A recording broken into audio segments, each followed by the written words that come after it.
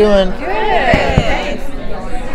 So, Bo was saying that there's a lot of food stuff in this season. Like, everything has to do with food. You know, it has to do with food for pretty much all characters except Doc. Doc has to deal with the loss of his baby girl being taken away, the fact he went to hell. So yeah, there's food for some people, but for other people, there's pain and heartache. There's pain and heartache, yes. How is he dealing with that? Not well. Yeah? Yeah, not well. Unfortunately, well, I think we can't underplay the gravity of what going to hell was like for him. You know, this is hell. This is a guy from the 1800s too, so hell has more meaning maybe too in the biblical sense than the way people look at it now, but it's hell. You don't want to go back there. And he's now mortal, so, and he's got his baby girl that he cares about for the first time, you know, so he does not want to go back to hell, and unfortunately Doc's going to do whatever he has to do to not go back there, and I mean unfortunately. So is that what's really driving him the whole season? Is I think so, you know. I think like season 1 it was all about revenge, and season 2 was about being in love with Wynonna, and I think maybe now he understands that they're never gonna go grow barley like he wanted in that at the end of season 2, and like he said, let's go grow barley and live in a home. That's not gonna happen. I think he knows that now. His little girl's been taken away, and he went to hell. He's mortal, and he's scared. He's just scared. That's a different dog. Still got a mustache though. How do you feel about Jeremy's mustache? Yeah, amazing. Yeah, I know. In some ways I said better. I mean, even Dolls had one kind of.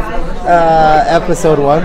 I love that it was Varun Saranga's choice to have that mustache, which I thought was so great because it shows how much he loves the character, and he kind of gets it. My favorite thing about it too is that if you notice, Doc never says anything about the mustache to Jeremy, and you know Jeremy grew that mustache hoping only one person would say something about the mustache, and he doesn't say anything. But I do think they're in such a good relationship that Doc knows that, and he kind of enjoys the moment of not telling Jeremy. With all this stuff going on for him, are there going to be a lot of, or any lighter moments for him during the season? I hope so. Yeah. You know, I think if we can get some Doc and Jeremy scenes and Doc and Dolls scenes, you know, sometimes the good thing about Doc and Dolls is that even as serious as things are, they still kind of joke with each other because that's just their survival tactic with each other, is to kind of bust each other's balls. But it makes things lighter in some sense. Like, things are just going to be heavy with Wynonna. I mean, there's always that elephant in the room, Alice. And I think until we get and deal with Alice being there, that friction's just going to be there. That tension will always be existent between them. So, yeah. Do the scripts still surprise you? Always. Every single time. Yeah. Every single time. But that's just how good Emily and the writers are. Plus, I think it's one of those things, too, where I'm such a fan of the show. So when I read the scripts, I'm always like, you know, and it's not just your own character, right? It's not like I'm just like, where's Doc? You know what I mean? I'm literally like, I get the script and I'm already like, what just happened? And it's literally episode to episode. Yeah, and every time I think I'm getting close to something, I'm wrong. So I don't even bother anymore. I just go with the flow. What about episode 2? Because Shamir, Melanie, and Emily said that they were blown away by it.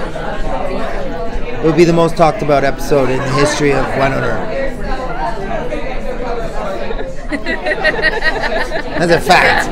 That's not a promise. That's a fact. Good news is I don't think we have to wait too long. Next Friday? So, you guys are so good at interacting with the fans. It's never intrusive on their part, I don't think. Like, how is it for you to interact with them and realize how much of an impact the show has on them and your character has on them? You know, I'm happy you asked me that because to me it's the most important and kind of best part of this whole thing.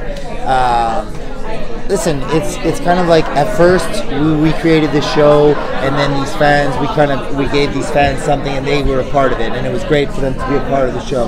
But now this fandom has been created that's so much more important than us being chased by tentacles. The safety and acceptance that this fandom has is so wonderful, and now they let us into that. And for that, I'm grateful, because this year I got to do a lot of these conventions that are like Earper conventions. To have that already is mind-blowing. To think that we'd go to a convention dedicated to this little show is mind-blowing. But to be at these things and just to be a part of all this, I'm getting like stupid, I'm sorry. Honestly, like my heart's been touched so many times throughout the year, and it's been by the fandom. It hasn't been about meeting people at Comic-Con or being on Entertainment Weekly. It's about being at these fandoms and meeting fans and seeing interactions between people. That was so wonderful and so beautiful. No other show has this fandom and the safety net and just the acceptance, and it's amazing. So I hope this show goes for as long as possible, so the fandom can go for as long as possible, because I think it's really important.